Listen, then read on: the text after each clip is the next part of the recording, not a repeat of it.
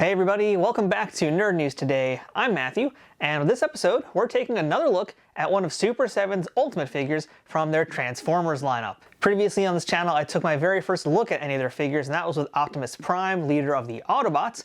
And today we're going from one side of the spectrum to the other, because we're now shifting gears into the evil Decepticons, and today we're taking a look at Megatron. Now in the Optimus video, I talked a lot about how I didn't really play with a lot of Transformers growing up. It just wasn't my thing, even though I really liked the cartoon. But there was one thing that I really liked about it, and that was all of the designs. So while I didn't really own a lot of the figures, I was really big on drawing how they all looked. And among those great concepts was absolutely Megatron. I think this still is a stellar layout for a character to this day. And that's why for the longest time, I just wanted a figure of Megatron. None of that transforming junk here and there. I know a lot of folks like it, and it is really cool, don't get me wrong, but it's just not for what I want as a collector. But Super7's Ultimate line has that covered, so today we're taking a look at this Megatron here. But first things first, let's talk about this packaging. I've already actually unboxed him a little bit because he comes in this brown mailer that you see right here. But once you get him out of the brown mailer box, you have this big old box right here, and this is really pretty. This slipcase has a grid pattern just like the Optimus figure had as well, and similarly a really cool drawing, an illustration of Megatron with just an outline. This grid shape and everything is very similar to the toys, to the original cartoon,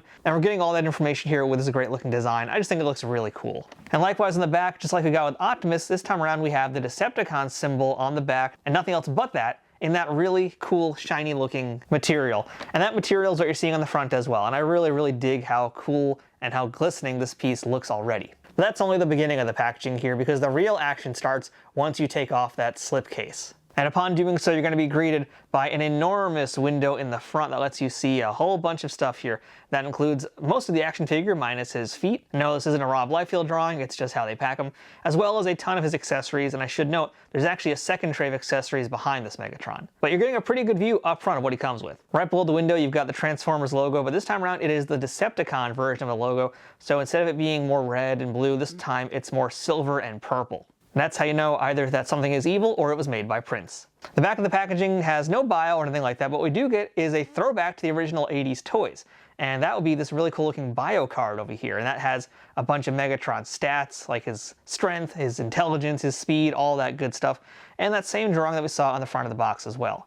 And all this is done with a purple scheme, again, just very much to drive home the point that A, this is a Decepticon, and B, this is meant to look like those retro figures. So this has some really cool packaging here, but this video is not about being mint on card, so let's go ahead, take this Megatron out of this box, and get a closer look at him from all angles. And here is our Megatron figure out of the packaging. This is my first look at him, and it's exactly what I hoped for. I'm pretty sure I said something very similar at the start of the Optimus Prime video, and I'm just going to echo that exact same sentiment here. Let's do a quick rotation to give you guys a glimpse of this guy from all angles, and then we'll get on into some of the finer details here. So one of the things that I remember hearing about and talking about a little bit was some of the quality control issues that I've heard Super7 Ultimates can have. That was primarily related to the Ninja Turtles Ultimates figures. And I didn't really find a ton of major issues with Optimus, but there were some. Here with Megatron, I'm actually getting already, just from handling him from the plastic trays and putting him over here, I'm getting a lot more of those QC issues, and that is definitely a problem and a bit of an eye-opener. So we're going to get into that as we start moving along here, but first things first, I want to start this video the same way I do all of these videos, and that's by asking whether or not this likeness looks like the character it's meant to be. Does this look like our classic cartoon Megatron? And that's a definite yes from me. That's going to be one thing I feel like I never have to worry about with Super7 figures when it comes to cartoon characters, is they always get those likenesses, like, perfect. These are spot on. This is, like I said, exactly what I wanted, especially when I compare it to, like, the Transformers Red Megatron. It was okay. It's an okay figure, but I passed on them. These guys, this is much more what I wanted. I really feel like they got the bulky, classic look of these characters, and they really just nailed that sort of cartoon image that I'm hoping to have with a figure like this. So as far as head goes, yeah, it's a definite yes. The shape, everything about this thing. I mean, this is just that iconic Megatron look. I love this so much. And same thing can be said about the body too. As we go ahead and we start to move down a little bit, you'll see what I'm talking about here. I mean, there's that same blockiness, and it translates really well to figure form. One of the reasons I didn't like the transforming figures was mainly because I felt like I couldn't really tell the stories I wanted to tell as a kid. I couldn't play the way that I wanted to play. And something like this, that really would have done wonders for me buying more Transformers. But yeah, this is it.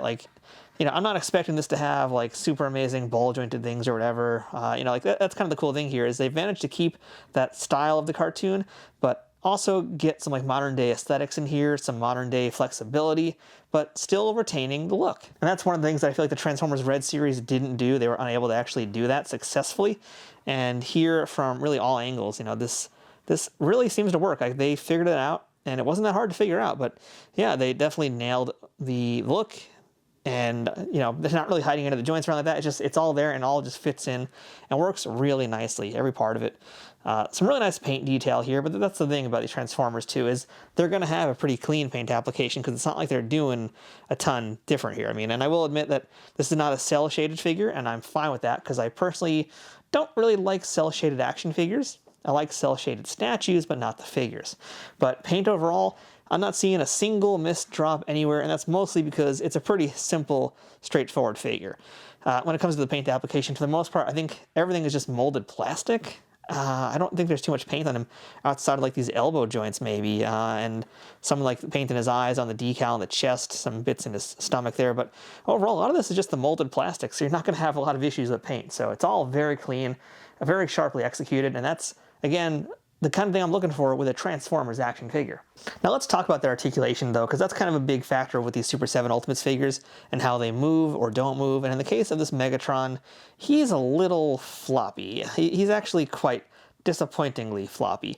I don't think I could do that with Optimus. There wasn't this kind of thrusting action with Optimus, but Megatron, he's a bit more loosey-goosey. So let's talk about that. We'll start with the head, which is ball jointed, but I mean, look at how easy that's moving. That's a little much. That is a very loose joint. There's some good movement in it, but it's just too loose. That's not good. There are ball jointed shoulders, kind of sort of. They're not exactly a ball joint, but they do have sort of swivel and the ability to turn over. So yeah, I guess they're a ball joint. They're just kind of not what you're used to when you talk about something like a ball joint in a figure, but it's there. Like, they still manage to get a great range of motion in the arms just based on that. We do have a single jointed elbow, and that's a decent amount of movement right there. I mean, double jointed would be way cooler, obviously, because this is definitely limiting. But Transformers, they don't really need to have a ton of mobility. There is one thing that this is going to affect later on that we'll get to, but, you know, something's better than nothing, I guess, in this case. The forearms, you guys can see those move. And oddly enough, this section is very stiff. The shoulders are also pretty decent, like, and not overly stiff, not like a Diamond Select figure. They're kind of just right. The wrists can bend and flex and rotate. And now let's get to the interesting part of this guy here, and that's the waist. So Optimus, he had a bit of a stiffer waist, if I recall. Let's see about this Megatron. Okay, well, he is the exact opposite. We just spun him completely around. He's just ready to start throwing up pea soup right now. So it's actually not like loose, I should add. It's just much less stiff than Optimus was. So it's a big leap in mobility, but this one's not necessarily a negative. As we continue to go down though, that's maybe where it gets a little bit not so great, as you already saw, because yeah, he's a little floppy, and that kind of relates to his torso section. So it's actually the torso that seems to be very loose, and this torso actually does have a decent range motion. I feel like we're getting more motion on him than we did Optimus, but for whatever reason, that part is very kind of loose. That's not great. And likewise, yeah, the legs actually are a little bit floppy. They're just a little bit flopping around. Yeah, you can see there's a little bit of flop action there. The knees are good. Actually, the knees are kind of like the exact place I'd want them to be as far as being able to hold a position and move comfortably.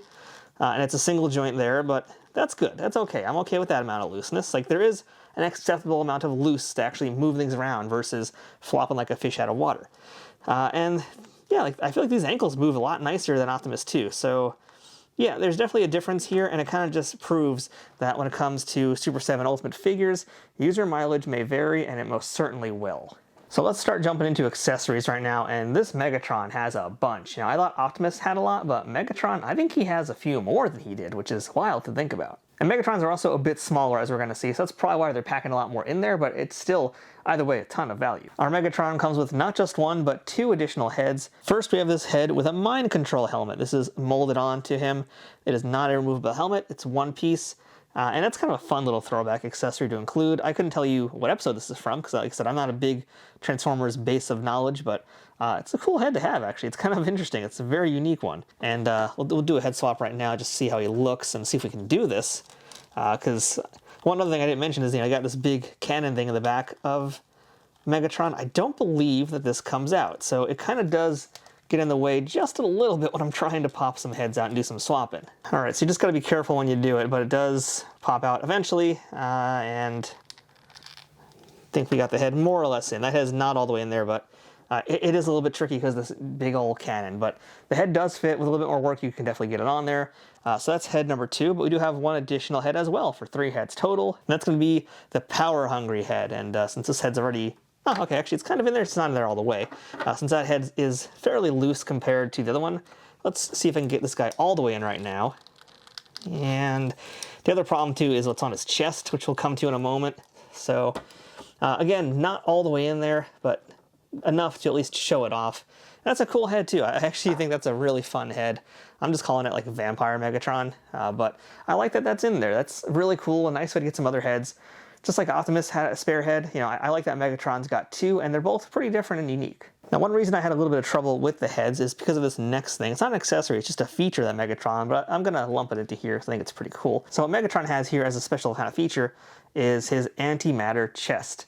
So this is an openable compartment, and it's got some lenticular stickers in there that are very reflective.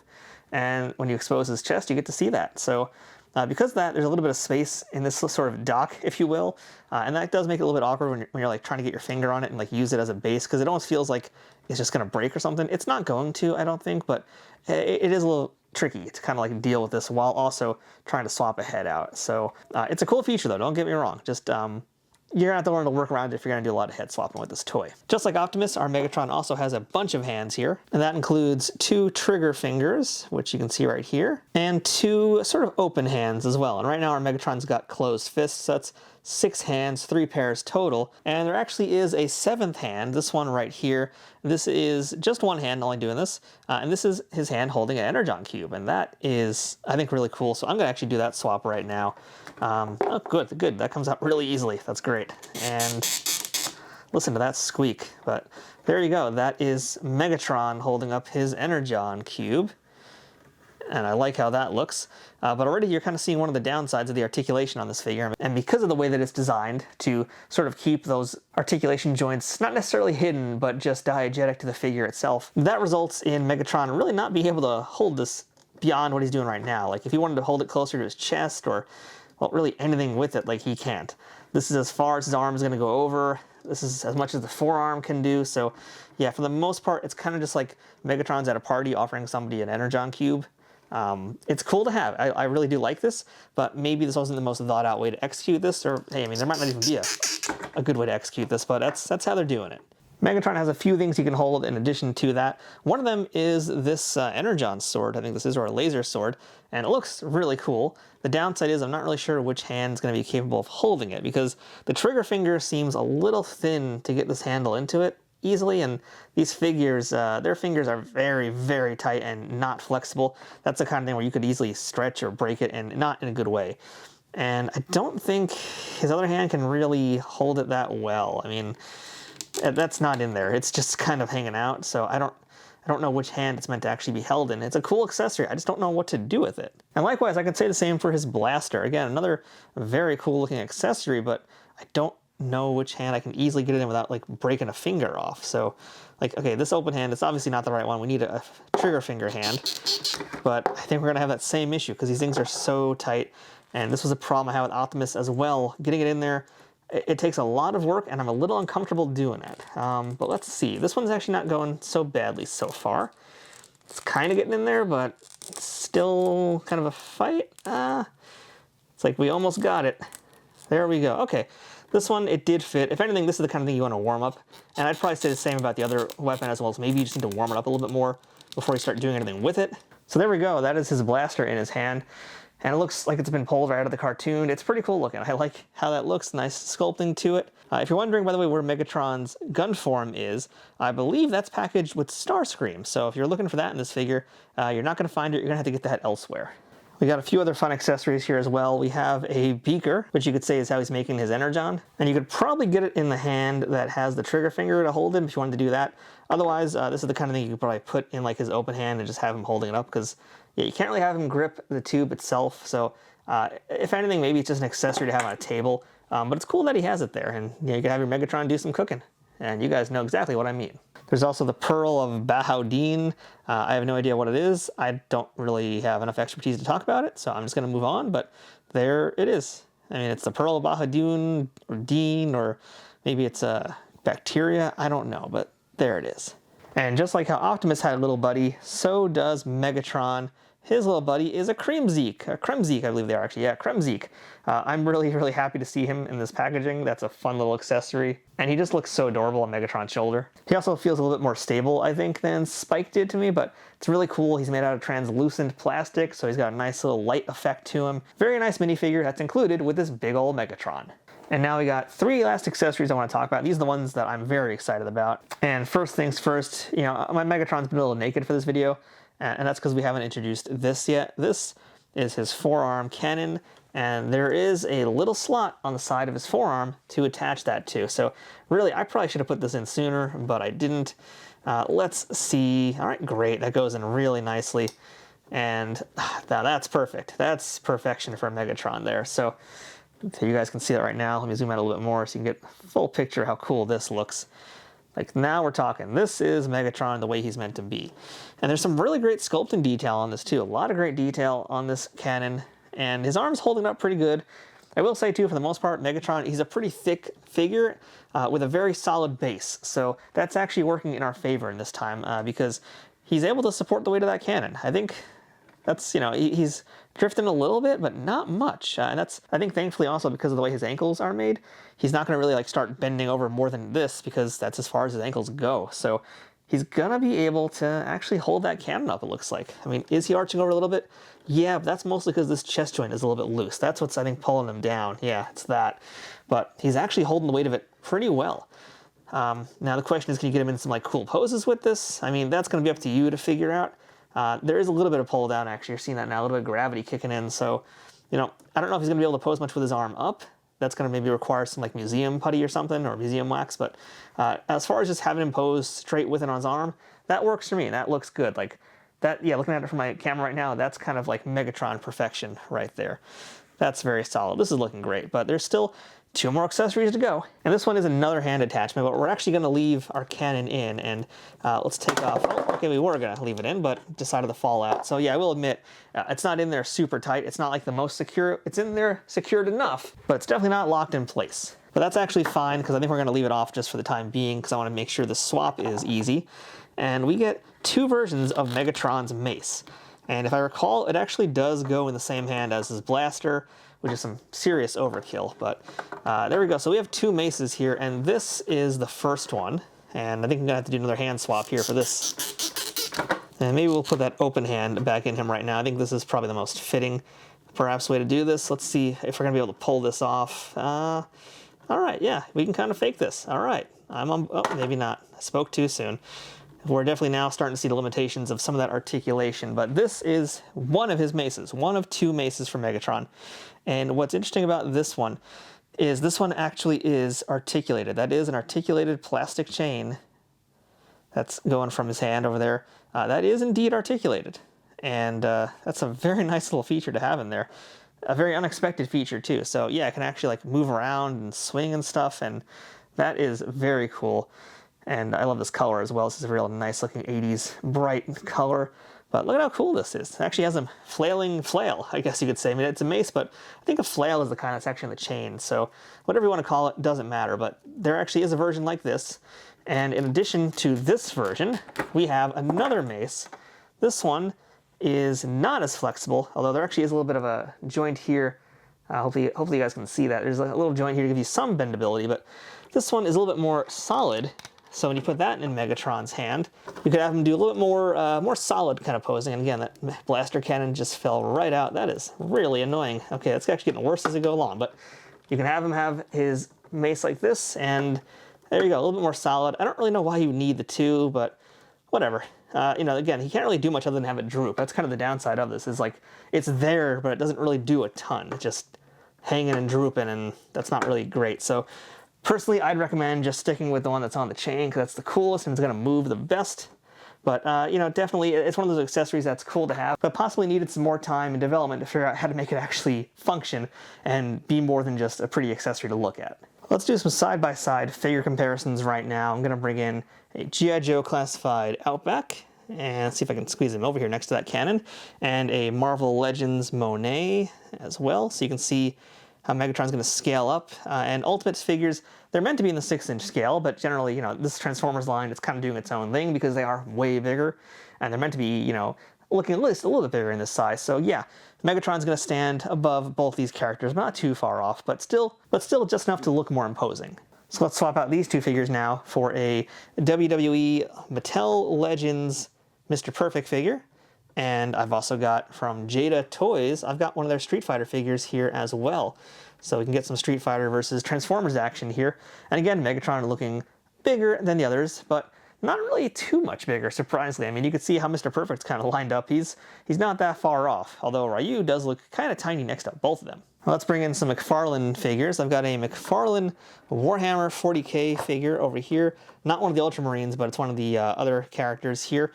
And he's going to be on the bigger side. And as well as, let's bring in a Diamond Select figure. I've got a Diamond Select Wolverine. So Diamond Select figures, much like McFarlane, are in a 7-inch scale, not a 6-inch scale. Those are 110 figures, and they definitely look like they fit in a little bit better here compared to those other 6-inch figures. So definitely something worth pointing out. While I think Megatron is meant to be in that sort of 1/6 range, he is kind of doing his own thing. That's really the story of the entire Transformers figures that have been out so far. And if you don't believe me, why don't we go ahead and bring in one last figure comparison. That's going to be our Optimus Prime. So here they are side by side. One will stand, one will fall, but thankfully both are standing up just fine, which is great. But yeah, that's side by side Megatron and Optimus Prime. But both look great. This is exactly what I wanted in my collection. Personally, I don't see myself getting a ton more of these just because, again, my Transformers passion is not exactly the biggest. But for getting some just to have in my collection to represent that part of my childhood and the little bit of fandom that I do have for it, these two are perfect. So overall, I gotta tell you guys, I'm pretty happy with this. You know, the quality control issue that I was alluding to earlier really was very much the floppiness of the figure, or at least parts of the figure, because as you guys saw, he wasn't that floppy all the time. It was just really that chest piece and a little bit of the legs. Overall, he still moved, I think, very nicely, but it does now kind of validate a lot of the concerns I've seen in the past about these figures. That's just talking Super 7 as a whole. Now, I do have a few other Super 7 Ultimates here and there, and I'm going to probably keep buying them here and there, but again, I don't think I mentioned this part in Megatron, but I know I talked about this in Optimus Prime. The reason why I'm buying this figure a little bit late compared to everybody else who's reviewed him already is because I got him on clearance sale from Entertainment Earth during a Black Friday sale. And he was essentially half price. So there really was no reason to not do it at this point. You know, like, in my opinion, Super 7 figures are very expensive, and there's a reason why they are expensive. They're bigger, they're bulkier, they have a lot more accessories, and they're meant to be for adult collectors.